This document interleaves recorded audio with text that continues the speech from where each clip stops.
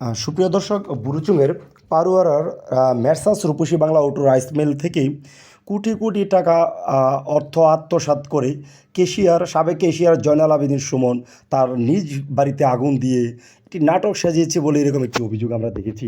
আমরা এখন সরাসরি বিস্তারিত শুনবো, দেখুন। আসসালামাইকুম, আমি সার্জেন্ট মোহাম্মদ আবুল হাসেম, অবসর।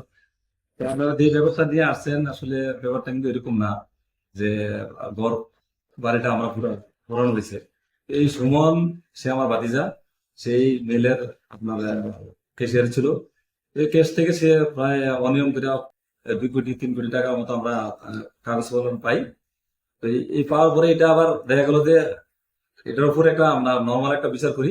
তো বিচার তার বাপ মা এটা মাইনা নেয়, মাইনানোর পরে আমাদেরকে কিছু টাকাও দেয়, 38 লক্ষ টাকা জমা দেয়।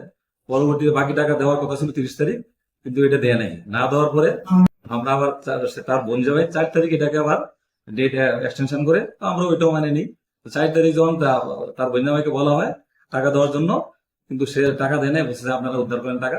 তারপরে ইতিমধ্যে আরো কিছু ব্যাংকের অনেক টাকার তথ্য আমরা পাই। পাওয়ার পরে এই তথ্যকে উদ্ধার করার জন্য আমরা তার বাবার কাছে যাই এবং তাকে, তার যে এখানে থাকে তার কাছে তাকে উদ্ধার করার জন্য এবং ব্যাংকে নিয়ে যাওয়ার জন্য আমরা তাকে আনার জন্য যাই। যাওয়ার পরে কিছু হয় নাই, কিন্তু তারা কি করছে, আমরা যখন ব্যাক করে চলে আসি, পরবর্তীতে তারা তাদের তার বাসার মধ্যে ক্যামেরা, তারপর অন্যান্য জিনিস ভাঙ্গা লাস্টে আমাদের উপর 999 ফোন করে।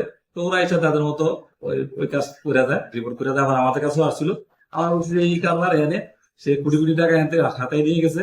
তো এটা যখন বিচার করছি, বিচারে তারা মাইনে গেছে। এখন কিন্তু যখন টাকা চাইছি, তারা টাকা দিতে অক্ষম এবং তাদেরকে এই টাকা না দেওয়ার জন্য এই পলিসি করে তারা এই কার্যক্রম গুলা করতেছে। এবং আমরা জানি না কে বা কারা ঘর পুড়েছে।